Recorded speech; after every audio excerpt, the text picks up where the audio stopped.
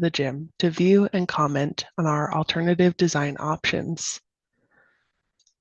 This project is led by the City of Boston's Planning Department and is working in partnership with our Environment Department, as well as the National Park Service and many, many other representatives from state and local agencies.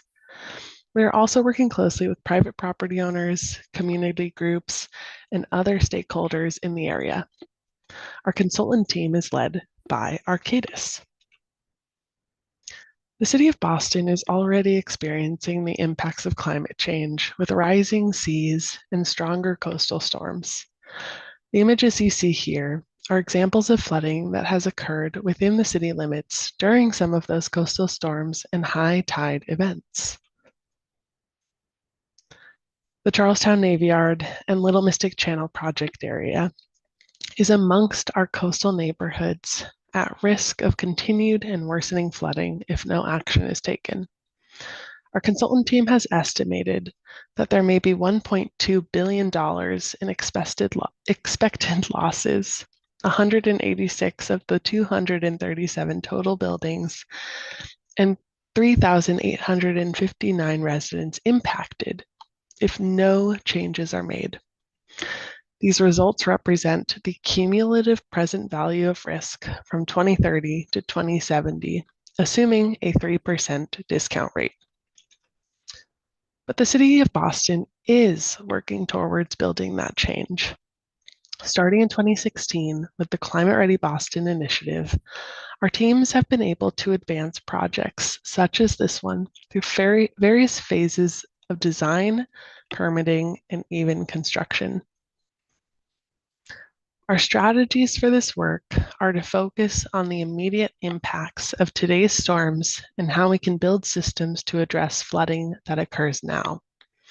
This project works to address this decade's storms by studying near-term flood pathways in 2030 and also planning ahead for future adaptation needs for the 2070 flood projections.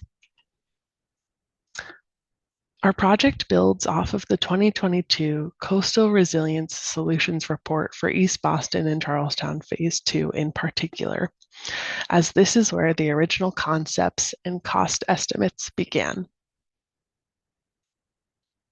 Today, we have already taken the time to evaluate two high-level design strategies. The first being a waterfront edge solution that connects into other design plans from entities like the National Park Service and links into higher ground past the Little Mystic Channel. The second option that needed to be explored, because it was a part of the original Coastal Resilience Solutions report in 2022, was building protection along the public right-of-way that is First Ave. The designs you will see downstairs tonight are for option A, our preferred alignment that focuses on protecting communities and structures from near and long-term flooding, while also ensuring that the waterfront experience is enhanced and accessible. As we move through this design, our team is focused on evaluating options, implementing phasing, conducting a feasibility assessment, coming up with preferred options, developing preliminary benefit cost analysis, and the final result will be a build out of the final preferred designs.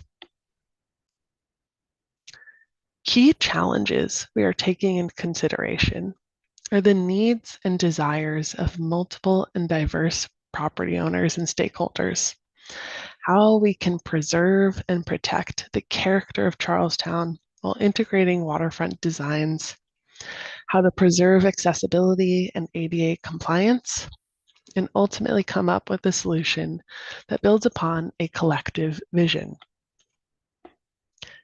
As you make your way through tonight's workshop, you'll encounter our project area by way of 6 segments.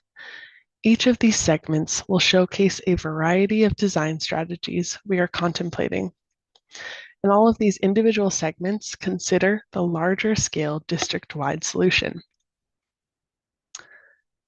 Some of the design options you will see include flood walls, urban furniture or park features, and raised grades or landscapes.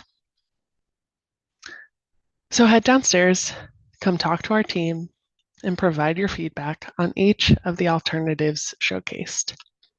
We are grateful for your time and expertise in this space. As always, if you have any questions now or in the future, I'm Delaney Morris, project manager for this initiative. I will be at the welcome table and happy to chat, or feel free to email me at delaney.morris@boston.gov. Thank you.